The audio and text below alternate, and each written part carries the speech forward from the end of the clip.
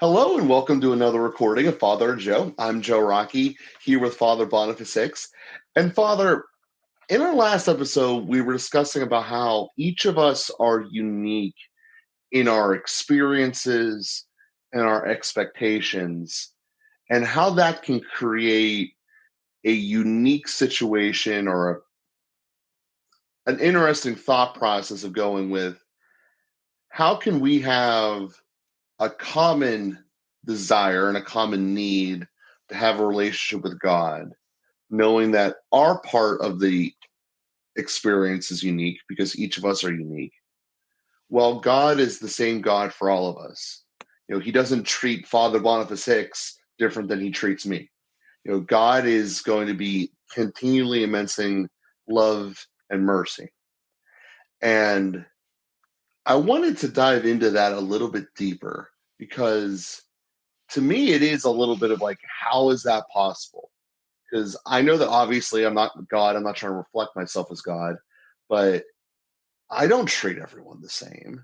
I'm not even sure I try to. I'm not even sure I want to try to. But at the end of the day, that's not how, at least my perception of the teaching of the faith, God is to us. And I wanted to dive into that because I think that it's an important one of these items that is a foundational building block. And for some reason, the more important a foundation building block is, the less likely we talk about it. So I wanted to actually spend some time and, drill into this a little bit.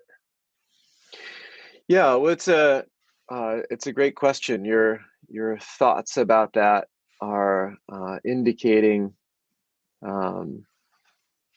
anyway, the importance of it, the and the tension that's there. There really is a paradox there, and we can give it two names. So on the one hand, we can talk about commutative justice, which is to give to each one according to what he deserves. So I just did a little quick Wikipedia search, and the definition says the principle to give each person that to which he or she is entitled according to the rules of the price system.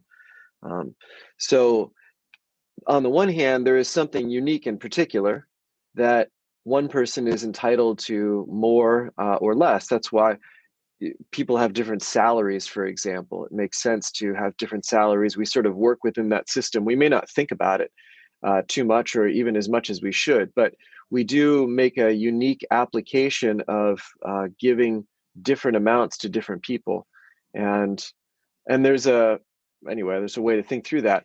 And then on the other hand, you have distributive justice, which is to give to everyone the same, we could say. And so everyone has to have, or everyone deserves this, at least this. And there's a kind of irresolvable tension in that.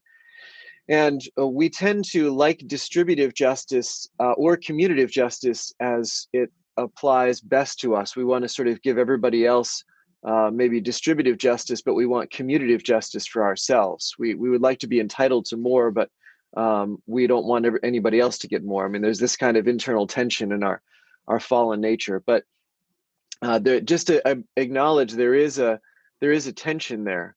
And how do you do that perfectly? Well, ultimately, love is the thing that does this perfectly. Love is the only thing that bridges the gap by always giving more in some sense and always caring for the least at the same time. And so love is what makes it possible to do both. And this is what parents discover. And maybe, I know you have one child now. God willing, we'll have you have a second child coming, don't you? Or no? Not that I know No. of. Sorry. Sorry about that. I just so many people tell me that they're they're pregnant and then tell me, like, but don't tell anybody. And I figured if you had told me that it was long enough ago that it would be okay to say it now. But anyway, No, that was like 18 months ago. He's here. Fair enough. But when you have God willing, if you have a second child, you may wonder, how can I possibly love this child the same way or to the same degree, the same amount as I love my first child?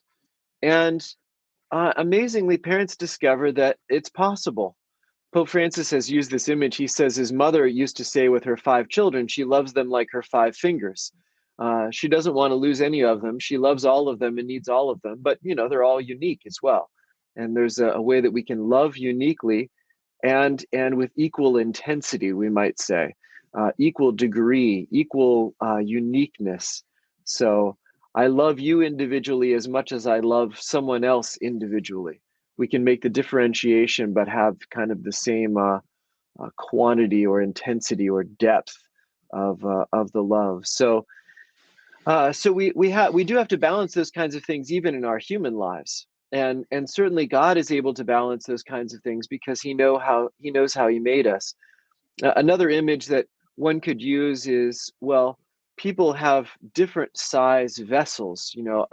A coffee cup and a jug can both be full, and of course they're full according to their own capacity.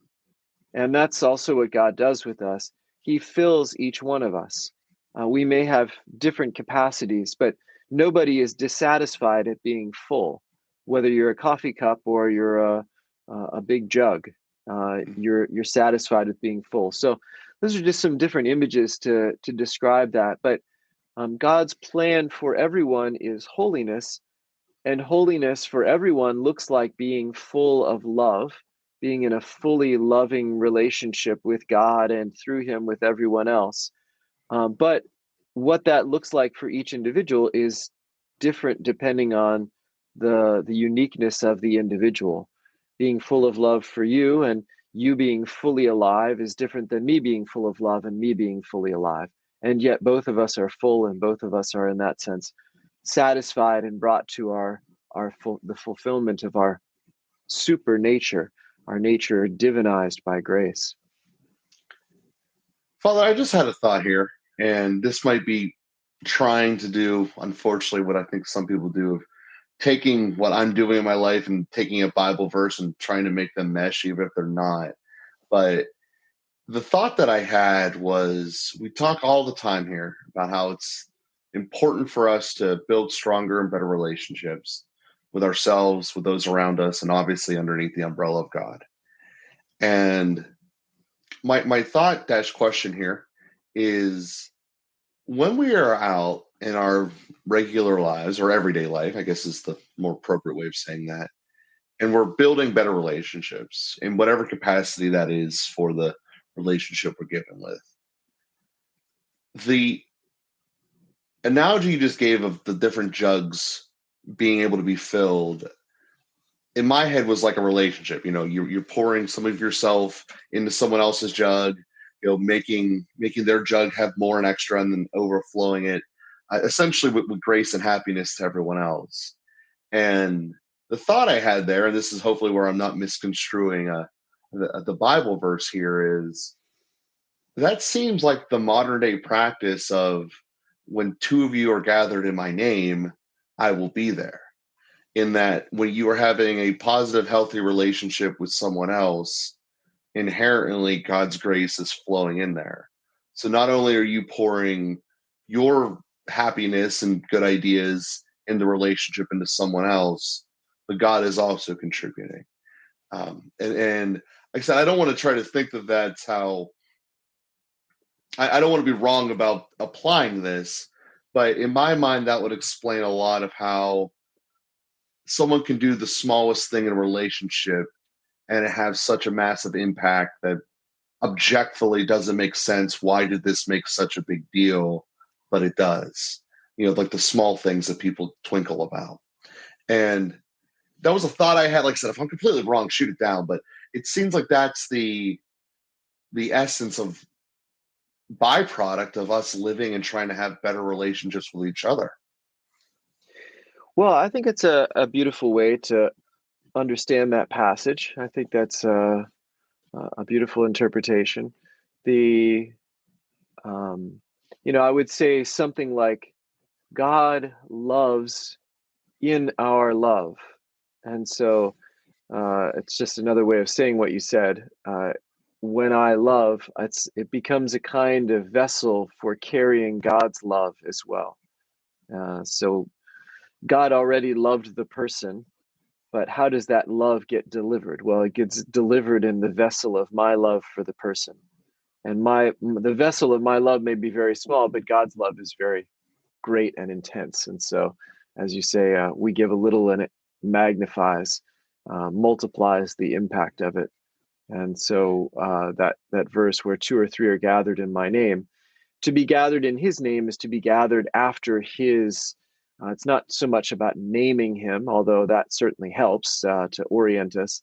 But as you're intuiting, gathering in his name really means gathering in the, I don't want to say style, but the form of how he loves and is present.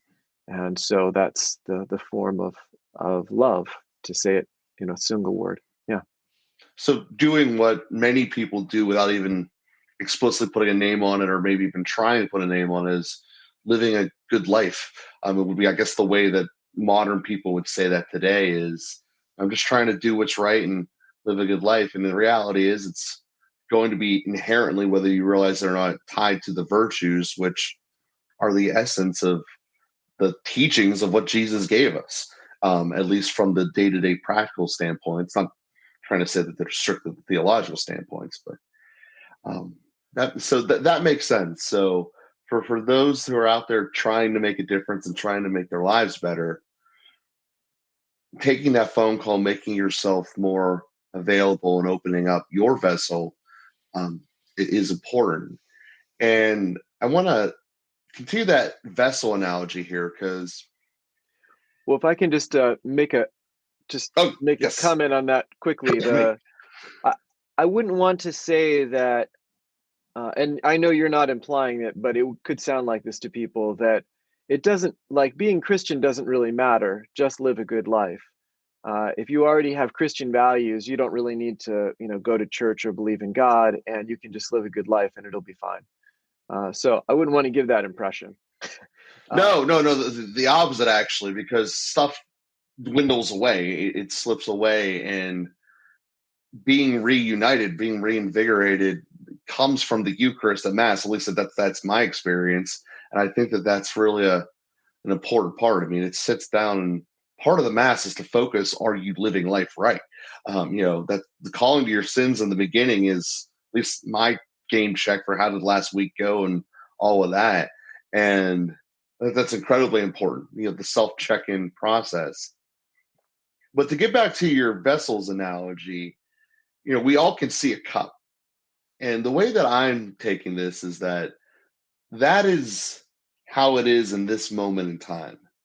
It does not mean that later on we can't become a jug or a big vat or something else. We can grow our vessel in how we want to do that. Likewise, we can also cap it and become more brittle in it. And I think the example of that is like an old bottle of wine. It's capped, nothing is going in and out of it. And after a certain point, the wine itself starts to deteriorate. And what do we want to be? Do we want to be moving into a restrictive, shut off from society, shut off from relationships, personality, or do we want to be trying to grow it? And then likewise, do we want to be spreading contents that is positive and productive, or do we want to poison the well? And I look at that all as essentially a choice that we make every single day. We have the choice of what kind of content do we want to put in the liquid we're giving to others, how much do we want to share, and how much do we want to receive. And I think at the end of the day, while we don't really have an excuse, I mean, you can choose that in all of the relationships you have or could create. And to me, that's when we talk about, are you doing things right? The prism to start looking at. Are you giving positive liquid, positive relationships to other people around you? Are you poisoning the well? Criteria one. Criteria two, how much are you giving and how much are you accepting? And I'm not sure if that's the final direction you wanted to go with that analogy there, but that's how it seemed to register with me. Yeah, you're right. It's we're doing we're making those decisions all day, every day. Every decision, in some senses, uh, for Christ or not for Christ. It's to do the good or not to do the good. It's, as you say, determining or the decision between many goods, hopefully, and what is the greatest good? What's the greatest gift that I can make of myself? And uh, that goes together with Christ. Yeah, yeah. I think it's that's a great way to describe that. Yeah, in terms of growing the vessel, also, I think that's a fair assumption that we're not sort of locked into place, but the way that we use the gifts that we have, to those who have much, more will be given. We can think of the parables of the talents that they were entrusted with one gold coin, three, five, and they're able to double those things. I think that's an image of capacity growing, and those who have been trusted with small things will be entrusted with great things. Those who have been faithful in small things will be entrusted with great things, and so forth. Those parables seem to indicate that. So, yeah, we certainly want to live that way. And we could say, uh, essentially, I mean, how do this process of God's love being communicated through my love, that vessel analogy, it's really baptism which has given me the vessel, or we might say repaired and transformed the vessel. And we're in a continual process of growing and protecting, and I'm sure healing and a number of other things, that vessel. But uh, baptism is really essential for that. And as you said, the Eucharist also is continually filling and expanding the vessel. And so that we really are giving Christ in our acts of love and in our presence to each other, as well as the kind of cognitive space of thinking about our lives and trying to do better and paying attention to where we're falling short and making changes and all of those kind of active works as well. Yeah, and I guess this is testament to the universality of the faith, is that there is no starting point you need to be born with to be able to do this. This is something that we all actively can choose at any point in our lives, regardless of where we're at. And there is no prerequisite. This isn't like you're to become the king of England, you need to have been born from the king of England. This is, I can live this, I want to live this, and this is how. And thinking of the talents that you just brought up there,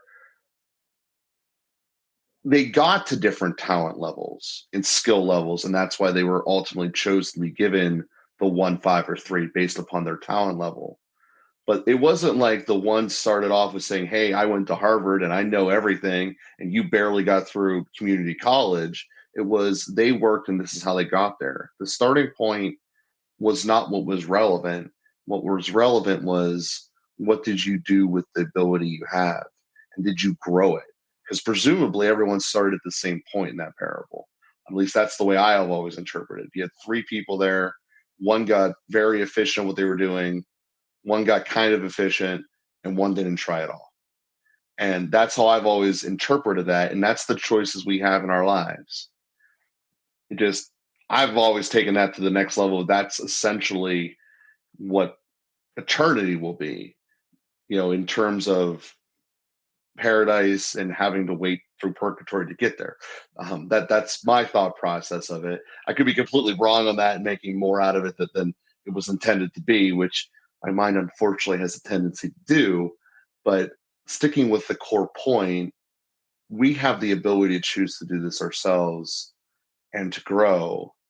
And while our actions in the moment may seem small or insignificant, everything has a momentum and a building factor. And it leads to, when we're evaluated 3 years later, 10 years later, these little small things we're implementing in our daily life now add up over time to the point where, oh, you fit into the category where you should be given 3 talents instead of one, or 5 instead of 3. And I think that that's all something to keep an eye on in our day-to-day lives. Yeah, that's an interesting question about the talents indicating already a level of expertise. I can't say I've ever read that parable in that light, but it probably fits. It seems to be presented in more of a natural capacity mode, that there is not an obvious differentiation about why he gives 1 to one, 3 to another, and 5 to another. But it's a fair comment. I have to think about it a little bit more. In any event, we want to do, whether it's a natural ability that we're choosing to invest, or whether it's already some invested and grown natural ability that gives us the capacity for more. Either way, we want to give everything. So that's another point of that parable. Everything is invested, and we want to give everything, even if we have very little. We still want to give everything. That's what we're made for. We're made to be total self-gift, not to sort of cling to whatever we have, but to respond to God's call and to give everything. And then especially thinking in terms of spiritual goods, when whatever we give is multiplied. Now, if you have $100 and you give away $100, then you're out $100. But the love that you have given with that $100 is multiplied. You have more love after you gave it away than you had before you started. Beautiful. And we're going to continue this line of conversation here in our next episode. So I did not bring up another question like I had for about the last month and a half. So we're going to continue down the line of this, Father, and we will be with you guys here again next week and give us something to implement into our daily lives.